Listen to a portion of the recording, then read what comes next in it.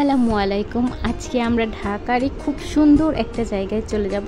তো চলুন দেখা যাক আমি কোথায় যাই আজকে। প্রথমে আমি মেট্রো স্টেশনে চলে আসলাম। আমি মিরপুর 10 থেকে বিজয় সরণির টিকিট কেটে নিলাম দুটো। আমি আর আমার ননদ যাব সেখানে।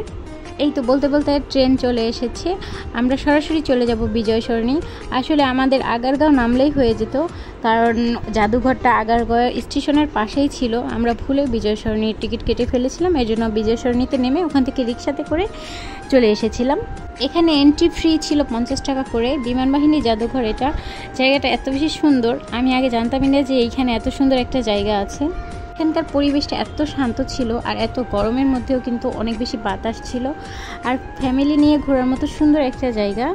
আপনারা যে এই বিমানগুলো দেখতে পাচ্ছেন, এগুলো কিন্তু মোটেও খেলনা বিমান নয় বা সিমেন্ট দিয়ে বানানো কোনো বিমান নয়। এগুলো কিন্তু একদম রিয়েল, একদম সত্যিকারের বিমান। এখানে কয়েকটা দেশের কয়েক রকমের শুধু বিমান নয়, উড়োজাহাজ, হেলিকপ্টার, এখানে অনেক বিমান আছে অনেক দেশের।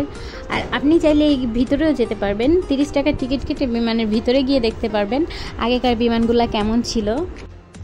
এখানে কিন্তু অনেক ধরনের যুদ্ধ বিমানও আছে। আমরা পুরো এরিয়াটা ঘুরে ঘুরে দেখেছিলাম। আর যখন আমরা গিয়েছি তখন একদম দুপুর আর কড়া রোদ ছিল, এর জন্য আমরা ঠান্ডা পরিবেশে কিছুক্ষণ বসেছিলাম।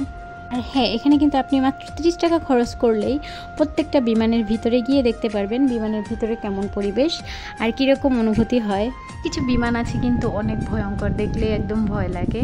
আর ওই সাইডে একটা বিমানের ভিতরে রেস্টুরেন্ট ছিল। বাচ্চাদের জন্য কিন্তু বেস্ট একটা জায়গা এটা। বাচ্চারা এমনিতেই কিন্তু অনেক আগ্রহ নিয়ে বিমান দেখার চেষ্টা করে, তো এর পাশেই কিন্তু বিমান ফ্লাই করে।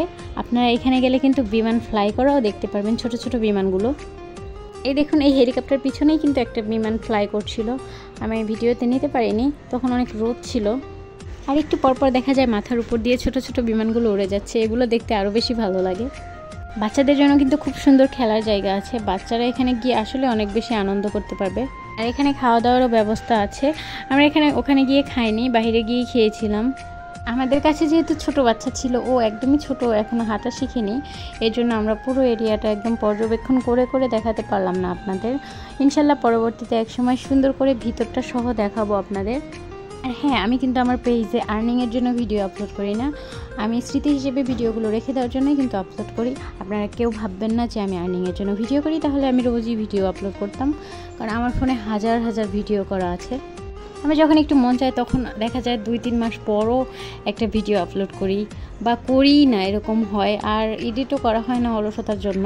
আমার ফ্রেন্ড লিস্টের কিন্তু এখন 18% ভাবিরাই ব্লগিং করা শুরু করে দিয়েছিল। আমি ভিডিও আপলোড দিতাম জন্য যারা আমাকে কথা শোনাতো, এখন দেখি তারাও নিজের আইডিকে পেজে রূপান্তরিত করে ভিডিও আপলোড দিয়ে যাচ্ছে। তোমরা ভিডিও আপলোড দাও ভালো কথা, কিন্তু একটু রুচিশীল ভিডিও আপলোড দিও, যেটা অন্যজনের বিরক্তির কারণ না হয়, তাহলে কিন্তু সবাই আনফলো করে দিবে।